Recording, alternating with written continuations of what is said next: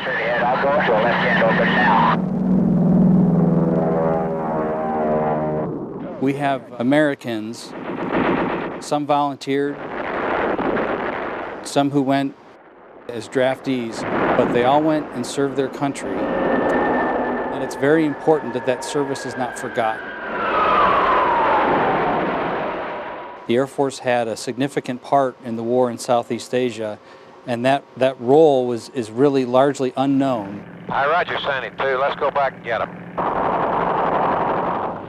Unlike the other services, which were primarily engaged on the ground, the Air Force had air bases in Thailand, they had air campaigns in Cambodia, in Laos, in North Vietnam, and in South Vietnam. So the Air Force was truly engaged in Southeast Asia.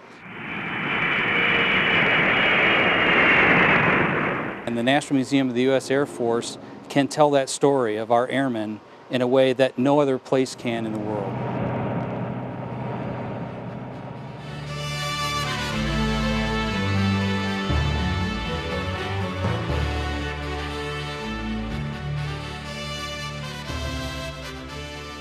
The museum staff decided to renovate this gallery for several reasons. One, the 50th anniversary of the Air Force's first campaign in Southeast Asia was this past November. This honors those individuals, those Americans who went over and served our country.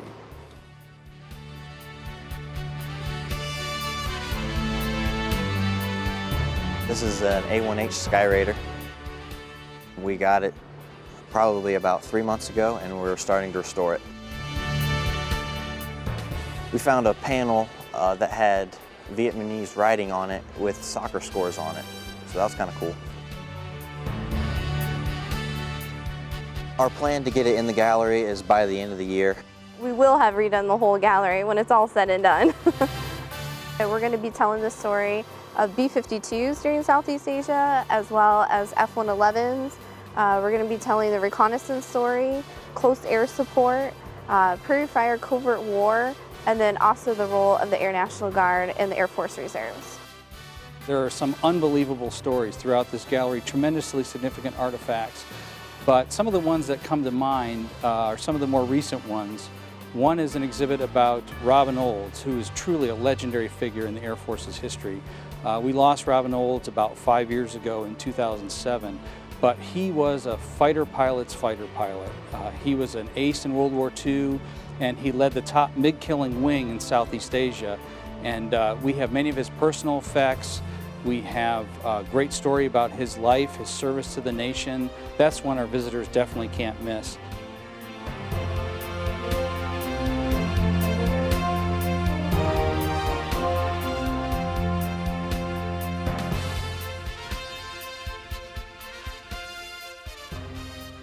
The renovation is ongoing, and we regularly open new exhibits. Some of the new exhibits we opened in 2011 include an exhibit on air-to-air combat over North Vietnam. We opened an exhibit about LS-85, which is a very highly classified mission that happened in Southeast Asia.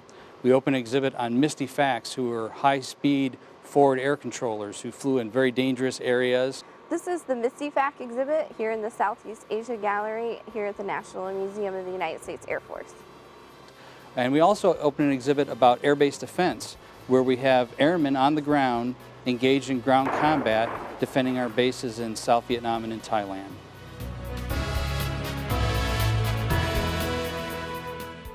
We were trying to tell the story of the Misty Facts.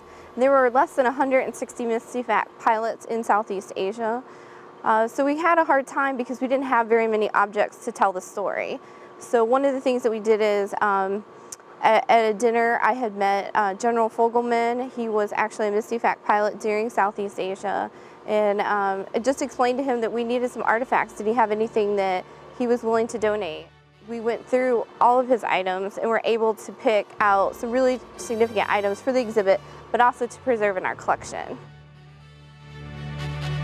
I'm one of the exhibit designers in the exhibits division. This is the attack on LS-85 touchscreen in the LS-85 exhibit. One of the new features that we're using on these touchscreens is we collected a lot of original manuscripts and a lot of archival documents to tell the story of LS-85. So we were trying to figure out a way that the visitor and the public would be able to interact with these documents and still be able to keep them in storage for preservation purposes. So we scanned the documents in and added them to multi-touch touchscreens. And much like a smartphone or a tablet, you can interact with the document and zoom in to see whatever you would like to, as if you were actually holding the document in your hand.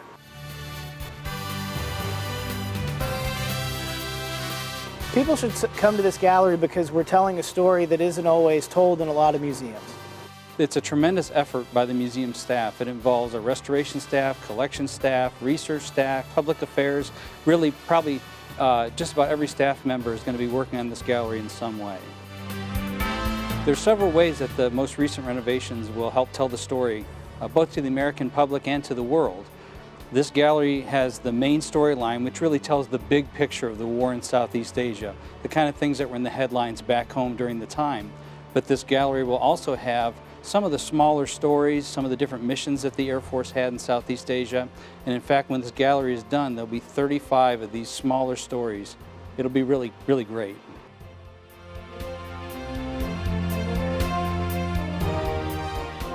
And I really hope our visitors do come back in 2012 to see new exhibits that we will be opening this year. With 50 years passing since the Air Force first got engaged in Southeast Asia and we're losing some of those veterans, it's even more important that we do not forget.